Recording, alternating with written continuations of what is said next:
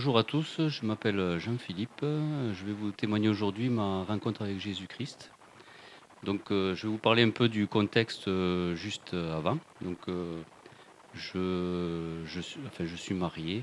Donc, avec mon épouse, nous sommes mariés à, à l'Église catholique en 2001.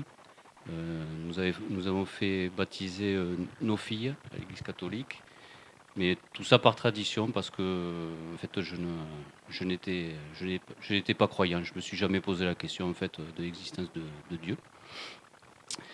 En 2011, j'ai eu des soucis, des tristesses dans ma vie. Parce que je venais de perdre mon beau-frère à l'âge de 33 ans. Mon beau-frère qui a laissé trois petites filles. C'était un moment compliqué, d'autant plus que mon père était malade voilà, c'était un moment très compliqué. C'est à ce moment-là justement que le Seigneur voilà, s'est révélé à moi. Alors il a utilisé un collègue de travail à qui je me suis confié un soir par rapport à ces tristesses-là. Et euh, donc il, Ce collègue m'a témoigné de Jésus, de la fin des temps, de l'Antichrist, de toutes ces choses que je ne connaissais pas de la Bible. Et ça m'a interpellé. J'ai cherché, j'ai fait mes propres recherches. J'étais curieux par toutes ces choses, ces nouvelles choses qui me racontaient. Donc nous nous sommes revus dans la semaine, nous avons mangé ensemble. Et il m'a raconté beaucoup de choses sur l'enlèvement de l'église, etc. Par la suite, mon collègue m'a donné une Bible Osterwald et une Bible déchiffrée. Je me suis mis à la lire et il m'a conseillé de prier Jésus pour qu'il se révèle à moi et qu'il guérisse mon père. Moi qui n'avais jamais prié, donc j'ai commencé à parler au Seigneur. Et donc ça C'était un peu un début comme un enfant qui vient de naître, quoi. Je savais pas trop quoi lui dire. J'ai commencé à lui demander, voilà, exactement ça, qu'il se révèle à moi et qu'il guérisse mon père. Au bout de 2 semaines, j'ai eu un songe où, en fait, comme je faisais beaucoup de recherches sur l'enlèvement de l'église, j'étais dans mon salon avec mon épouse et je voyais des gens à l'extérieur qui partaient comme si c'était l'enlèvement de l'église. Et puis moi je disais, moi je pars pas, je pars pas. Et puis à ce moment-là, je pars, je traverse le plafond, je traverse des nuages et j'arrive dans une pièce toute blanche avec mon épouse. Et je suis accueilli par une sorte de serviteur, une sorte de majordome, comme dans un grand restaurant par exemple, qui nous invite à nous mettre à table, une table pour deux, avec de la belle vaisselle, une bouteille de champagne, je me rappelle. Enfin, c'était magnifique, quoi. Et, euh, et donc moi j'étais tout excité dans ce rêve et je faisais le tour de la pièce. Je disais waouh, qu'est-ce que c'est beau, etc. Et donc il y avait une porte dans cette pièce. Ma curiosité m'a amené à l'ouvrir. Et j'ouvre, je tombe sur une autre pièce toute blanche et avec on va dire le même serviteur mais de dos.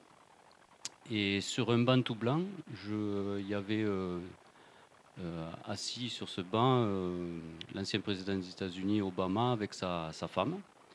Et Obama disait en français au serviteur qui était de dos, il disait: «Je comprends pas ce que je fais là, ce que je fais là.»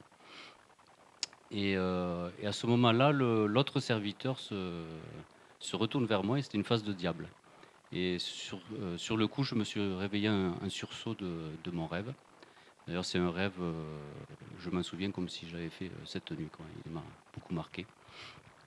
Donc suite à ça, ça m'a fait réfléchir, je ne comprenais pas trop. J'ai eu l'explication un peu en parlant avec mon collègue au travail. En fait, la première pièce, c'était tout simplement une invitation de Dieu pour les noces de l'agneau, pour mon épouse et moi.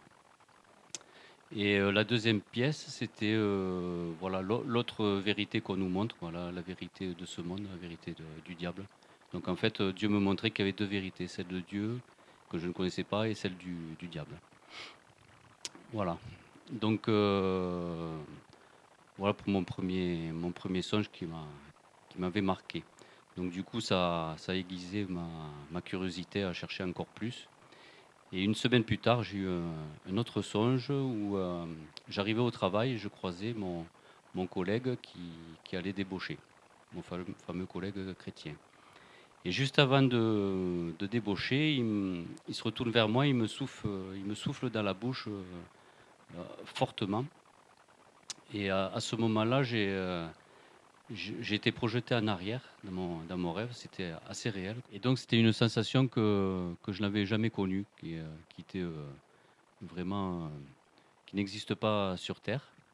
Et j'ai compris par la suite qu'à ce moment-là, j'ai reçu le Saint-Esprit de Dieu. Et en fait, le Seigneur confirmait par rapport à mon collègue, parce que le Seigneur montre aussi ses serviteurs quelquefois pour montrer justement les personnes à écouter. Et donc je voudrais prendre un verset par rapport à ce que je viens de dire. Genèse 2, 7. Or Yahweh Dieu forma l'homme de la poussière de la terre et il souffla dans ses narines un souffle de vie et l'homme devint une âme vivante. Voilà, c'est exactement ce que j'ai ressenti, c'est que je devins vivant mais spirituellement, parce que j'étais vivant par rapport à la chair mais pas par rapport à l'esprit. Donc l'Esprit de Dieu est venu à ce moment-là à moi et quelques mois plus tard, dans Jean 20, je suis tombé sur un verset qui m'a confirmé cela.